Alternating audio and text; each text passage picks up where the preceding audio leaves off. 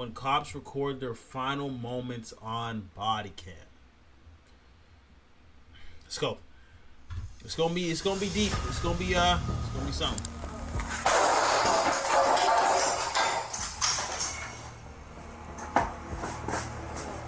Fuck was wrong, motherfucker. Should have never broken my house.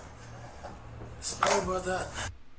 That's crazy. That's the last thing his body camera recorded. This dude's reloading on the floor saying sorry about that. Hey, police. Hello. Oh. Instantly, man.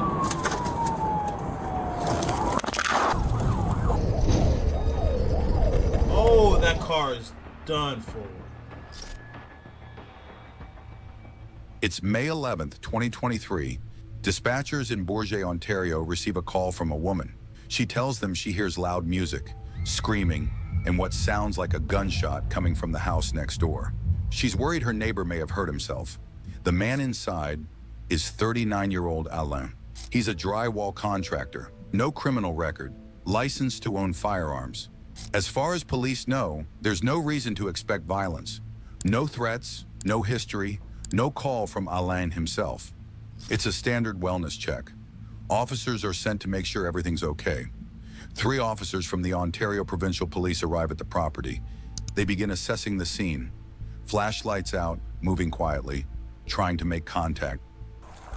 See, that's how it be. The times where you don't think you're supposed to have your guard up, that's when you're supposed to have your guard up. That's why if you ain't ready, you gotta get ready. You might as well be ready, even if you don't think you need to be ready. Cause if you ready, you don't need to get ready, man. Cause oh man, like that's the worst. Just walking in calm and just it's just crazy. This is crazy.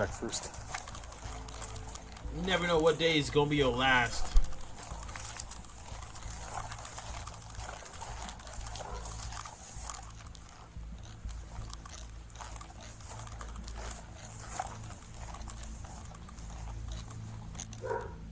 The scene is surprisingly quiet. Given the urgency of the 2 a.m. call, officers likely expected chaos, but instead the home appears still. They move carefully, checking for anything out of place. It's a standard approach in an unknown situation. At this point, they don't know if someone's hurt or lying in wait.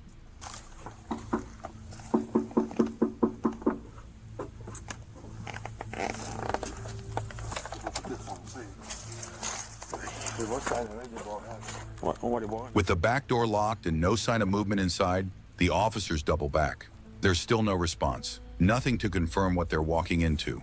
It's unclear whether this is a false alarm or something much worse. So they circle back to the front, preparing to make contact the only way left.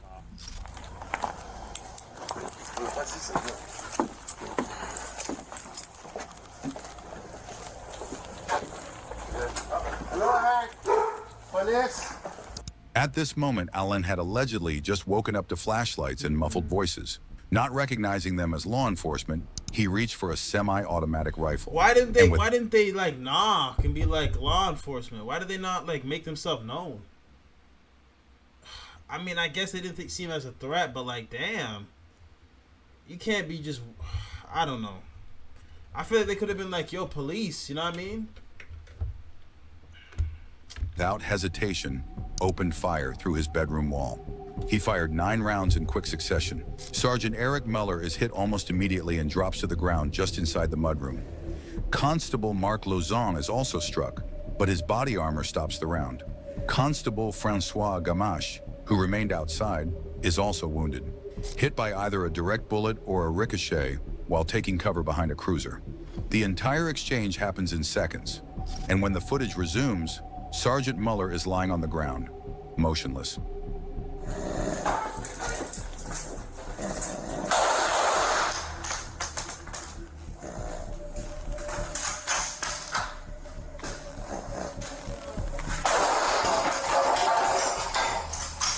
Jeez.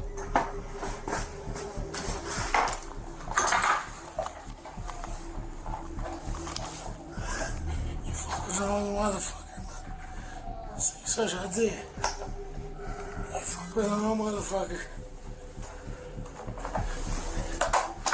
Should have never broke into my house.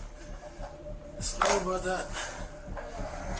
Meanwhile, officers outside are still trying to make sense of what just happened. With one man down and 2 others narrowly avoiding the same fate, they hold their positions using nearby vehicles for cover. There's no visual on the shooter, no confirmation of his exact location inside. From their perspective, it's unclear whether he's preparing to surrender or fire again. Then from inside the house, 4 more shots ring out.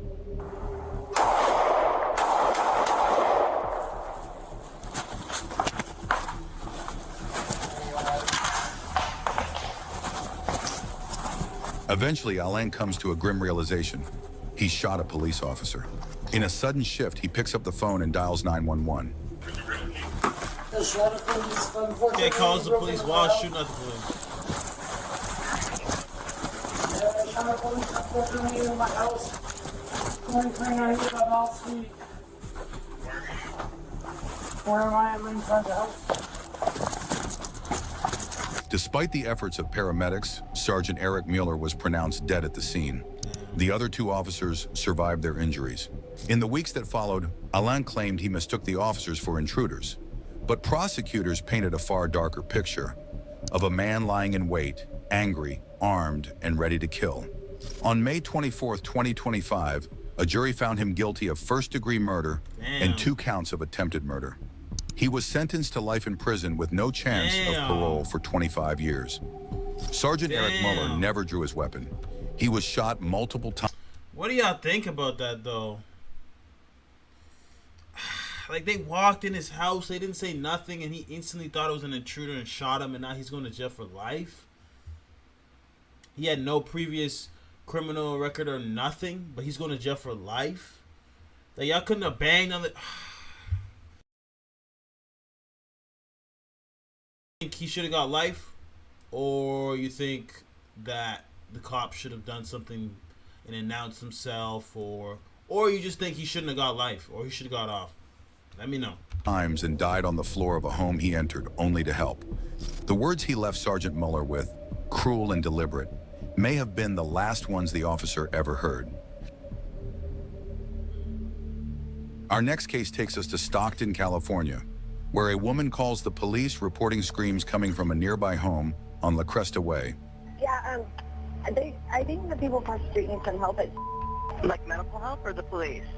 Like they're screaming, yelling, the windows are shaking. I think the man is going crazy over there. He's been acting really strange the last couple of days.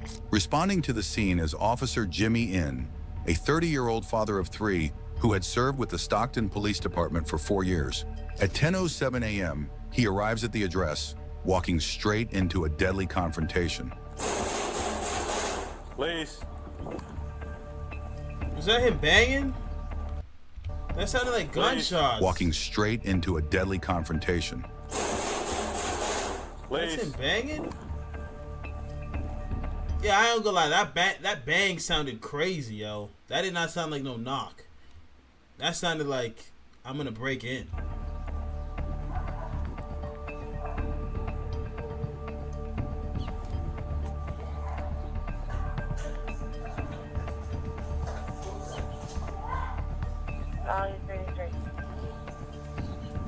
Hey, police. Hello. Oh my God, he did. For what though? Wow.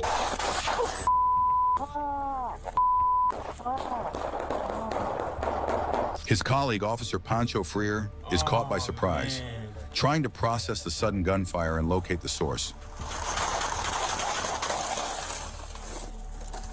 58 shots fired, shots fired. Partner's down. Jimmy, you all right? 58 shots fired, my partner is down. Code 3 now. Jimmy? Jimmy, stay with me!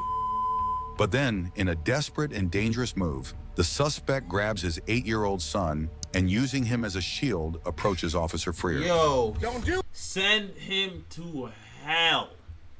Send him to hell. Hey! But then, in a desperate and dangerous move, the suspect grabs his 8-year-old son and using... Send this guy to hell, yo. Send him to hell. There's only one place this guy belongs. Hell. there's got to be a way. His sentence is to dig a hole deep enough to get to hell. This guy uses 8-year-old son for a shield so he couldn't get shot. Oh man, you deserve hell. Using him as a shield approaches Officer Freer. Don't do it. Let the kid go. Don't do it.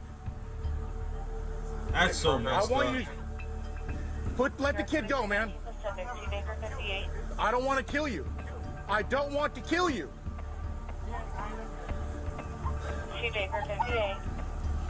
Don't let the kid go, man.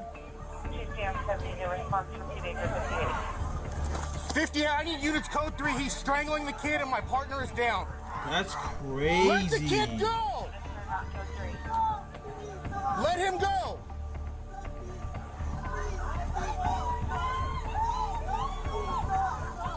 Oh, he's gotta do something though. If he doesn't have a gun in his hand and he's strangling the kid, bro, he's gotta do something. Oh my God, he's there choking his son out. Oh, this is not real. Oh my God, this little boy is jumping for. Oh my God, this is not real. Oh my God, this is not real. Oh my God, this is not real. I'd have to, because if he's using his son now, if he's using 2 hands to strangle his son, I gotta start pushing up. I know this is not Call of Duty and this is real life, but I gotta start pushing up. No way, Jose. You're about to kill a kid in front of me, and I'm gonna no, because I'm not gonna shoot and accidentally hit him.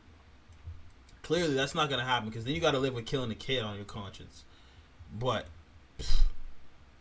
wow, this guy's insane. Let go of the kid. Before he can close the distance, movement appears from the side. A neighbor charges in, slamming into the suspect and ripping the child from his grasp, ending the standoff in an instant. Yes, sir.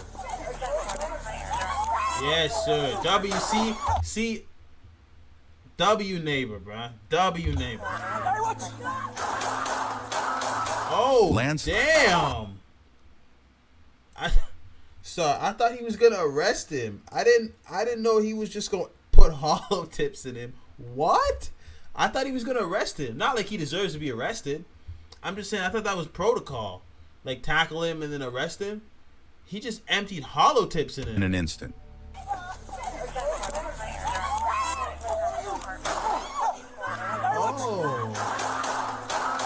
Oh. Lance Lowe was shot down instantly.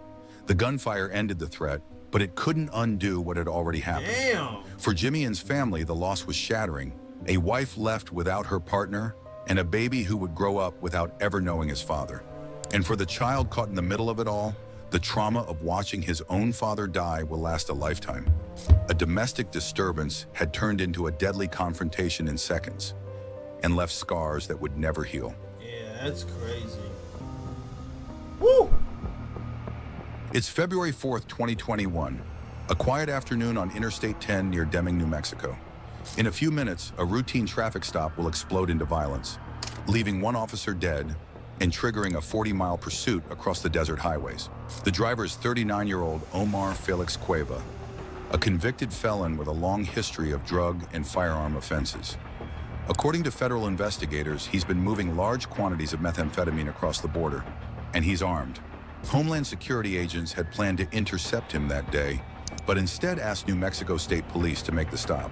Officer Darian Jarrett is the one who answers the call. 28 years old, a father of 3 with another child on the way, and unaware of just how dangerous the man in that white pickup really is. At 12:33 p.m., Jarrett pulls over Cueva's white Chevrolet pickup along the shoulder of I-10. He walks up on the passenger side, speaking calmly. Afternoon, sir. My name's Darian Jarrett. I'm with New Mexico State Police. The reason for the stop is your window tint's a little too dark. Yeah. Do you mind if I open the door? Or if you want to roll down the window more. Dark? Yeah. I noticed you got temp tags. You got a registration for the vehicle? Yes, sir. I'll need registration and your driver's license as well.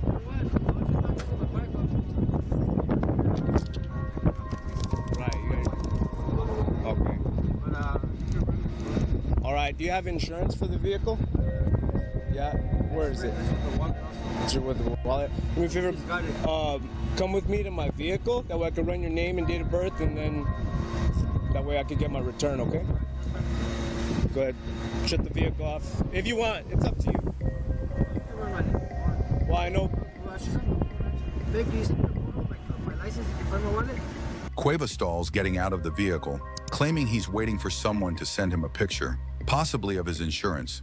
In reality, it's just buying time. While she's sending the pic, let's go so that I can run my checks on you. Huh?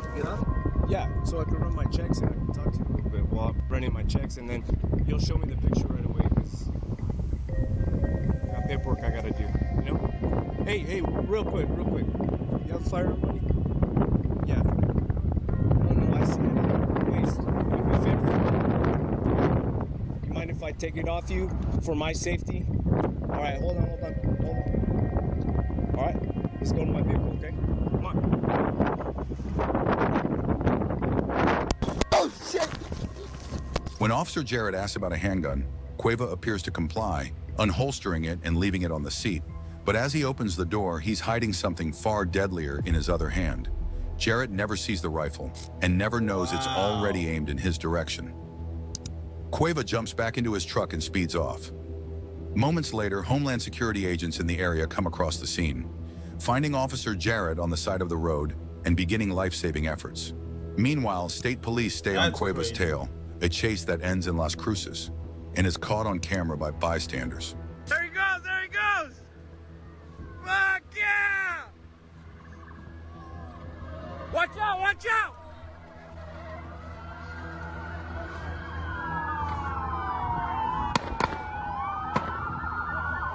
Jeez, bro. People having Hey, get the fuck back! a real life shootout. This is not GTA.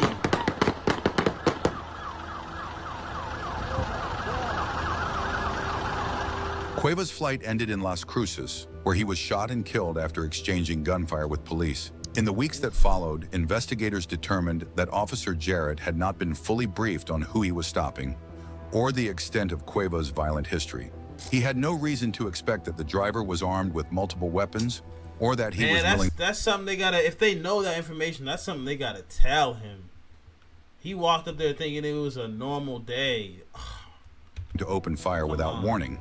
That lack of critical information left Jarrett exposed from the very start and ultimately unprepared for the deadly ambush that took his life. Damn. Billings, Montana. In a store parking lot, a woman screams from inside her car, telling a passerby she's being held against her will, that the man with her has a knife. She tells them to call 911. Minutes later, officers are dispatched to intercept the vehicle she's described. Yeah, female approached a calling party and said that there was a male in her car with a knife that wouldn't get out.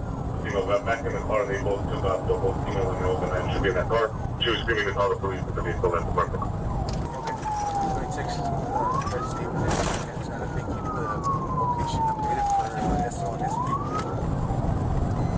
As the pursuit continues, the driver begins making increasingly dangerous moves, crossing over into oncoming traffic and forcing other motorists to swerve out of the way. See if we can get some flex set up. We're again headed in the opposite lane of travel, so we're traveling north in southbound traffic. I'm gonna head southbound I-95.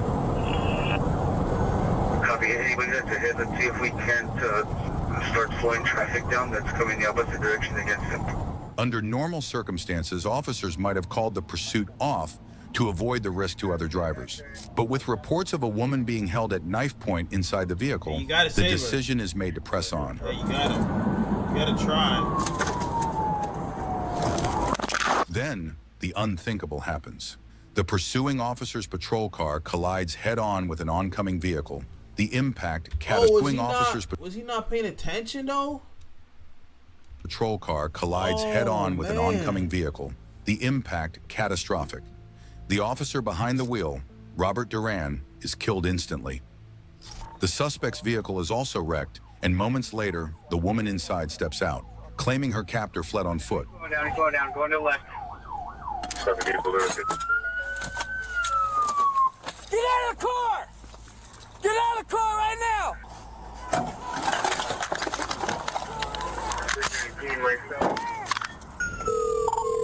319, myself and another unit just got into a head-on collision here. Let me see your hands! Walk to me! Where is he? Where is he? Walk back to me! Walk back to me now! How you guys 10-4? I got the female coming back to me right now. Probably one outstanding in the car. Come back to me. Let me see your hands. 319, I'm 10-4. I'm going to check on the other unit. Come back. Where is he? He went that way. What is he? Is he in the car? No, he went that way. Come here. Get down. Get down. Let me check you. Okay. Get in the car. Okay. Get in the car. Get in the car. Let me see. I need to check you. I need to check you for weapons. Okay. Where's he at? Who is it? His name is Mark. He's my boyfriend. Does he have any weapons? Yes, he does. What does he have? He has a gun. Where's he at? He went running. He ran? Yes, he did. Okay, stand by. So I have the victim right now in the back of my car. She's saying it's her boyfriend. Unknown on the name yet. Toxic. He's got 1080 with a gun. Toxic. I'm telling you, if you're in that toxic relationship, I'm telling you it's not worth it. If it's toxic like that, oh, we're like Bonnie and Clyde. He's my ride or die. No, because you are going to ride and he's going to die. Or you're going to ride. What I'm trying to say is someone's going to die. And it might be you. And it might be him. That's all I'm trying to say. It's not worth it. If it's that toxic, just leave. Just leave. I promise you, just leave. Went into these bushes right here. Moments later, a tactical unit from the Santa Fe Police Department arrives. Heavily armed and equipped for high-risk situations, they hook the suspect's vehicle and pull it clear, preparing to move in and search for the alleged kidnapper. But as the minutes pass, doubt begins to creep in. If this was fucking lying, too, and Duran died for nothing. Practice for kidnapping? Yeah. So is it like a known relationship between suspect and victim? I have no. So the caller, I guess he was leaving Vizcaya and she's driving, pulls up in front of him and is like telling him to get the dude out of her car and then that she needs help. And then he's like, we'll call the police. She's like, no, he's going to stab me, he's going to kill me. And so then he called and then they took off. And then... And she was the driver. That's what the caller said. And the caller said he didn't see a knife or anything. He saw something black, like the diameter of like a broomstick, but he couldn't like see. Oh man, if this was like a code 20 gone bad. Even worse, it's going to be a simple assault, bro. It's going to be a simple assault. Execute this chick. Later, speaking with detectives. Damn, these cops are like, yo, they're about to kill her. They're saying we lost my homie for this. It better be something serious. They said if it's not, we about to kill her. He said execute. Oh my God, you think and y'all think the government can't make people go missing? Oh man. A very different picture begins to emerge. The vehicle she'd been driving was stolen. And this wasn't her first time leading police on a high-speed pursuit in one. Even more telling, the way she described that earlier incident bears striking similarities to her story this time, including the supposed man she claimed she was the victim of. And he ran the other way. Ran what other way? Like, the car, let me see. He ran to the left-hand side. Where's he at? He went running. He ran? Yes, he did. What's he wearing? He's wearing a red shirt also, with black jeans. Oh, jeez. What's he wearing? He's wearing a red shirt and another black jacket. A red shirt and a black jacket? And dark jeans. In July 2024, a Santa Fe County jury found 49-year-old Janine Jaramillo guilty of 2 counts of first-degree murder. Prosecutors argued she staged her own kidnapping and weaponized that lie to push officers into a deadly pursuit. She now faces 2 life sentences plus decades more in prison. For the families, the verdict brought a measure of justice, but not closure. Duran was the first Santa Fe officer killed in the line of duty in over 90 years. The other driver involved was simply driving home, unaware that a wrong-way chase was hurtling toward him. The district attorney called the outcome the end of a 2.5-year nightmare. The defense vowed to appeal, but no court battle can change what happened on March 2nd, 2022. 2 lives cut short and countless others forever changed, all because of one woman's reckless deception.